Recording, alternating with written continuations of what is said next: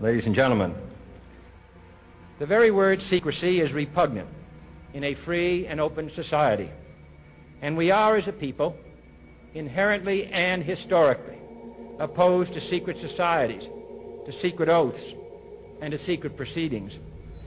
We decided long ago that the dangers of excessive and unwarranted concealment of pertinent facts far outweighed the dangers which are cited to justify it. Even today, there is little value in opposing the threat of a closed society by imitating its arbitrary restrictions. Even today, there is little value in ensuring the survival of our nation if our traditions do not survive with it. And there is very grave danger that an announced need for increased security will be seized upon by those anxious to expand its meaning to the very limits of official censorship and concealment. That I do not intend to permit to the extent that it's in my control.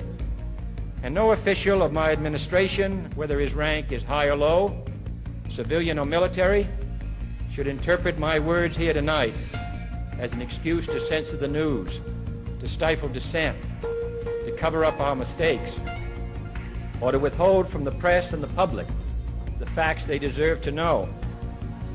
For we are opposed around the world by a monolithic and ruthless conspiracy that relies primarily on covert means for expanding its sphere of influence, on infiltration instead of invasion, on subversion instead of elections, on intimidation instead of free choice, on guerrillas by night instead of armies by day.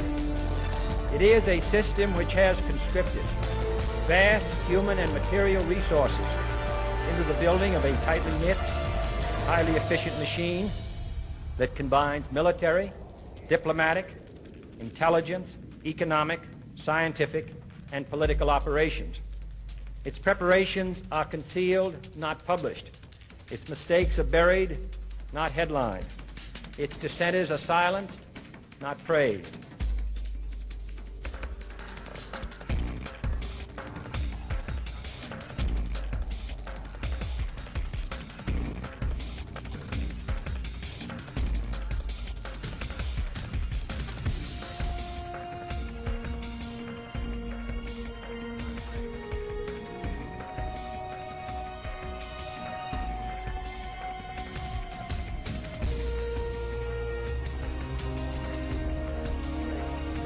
No expenditure is questioned, no rumor is printed, no secret is revealed. No president should fear public scrutiny of his program, for from that scrutiny comes understanding, and from that understanding comes support or opposition, and both are necessary. I am not asking your newspapers to support an administration, but I am asking your help in the tremendous task of informing and alerting the American people. For I have complete confidence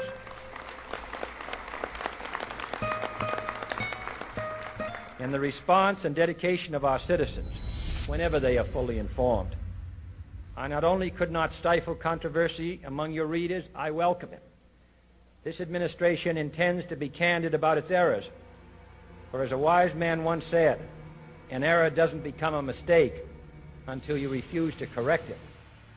We intend to accept full responsibility for our errors, and we expect you to point them out when we miss them. Without debate, without criticism, no administration and no country can succeed, and no republic can survive.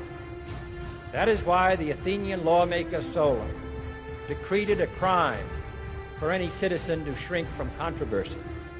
And that is why our press was protected by the First Amendment, the only business in America specifically protected by the Constitution, not primarily to amuse and entertain, not to emphasize the trivial and the sentimental, not to simply give the public what it wants, but to inform, to arouse, to reflect, to state our dangers and our opportunities, to indicate our crises and our choices, to lead, mold, educate, and sometimes even anger public opinion. This means greater coverage and analysis, of international news, for it is no longer far away and foreign, but close at hand and local. It means greater attention to improved understanding of the news, as well as improved transmission. And it means, finally, that government at all levels must meet its obligation to provide you with the fullest possible information outside the narrowest limits of national security. And so it is to the printing press, to the recorder of man's deeds, the keeper of his conscience, the courier of his news, that we look for strength and assistance, confident that with your help, man will be what he was born to be, free and independent.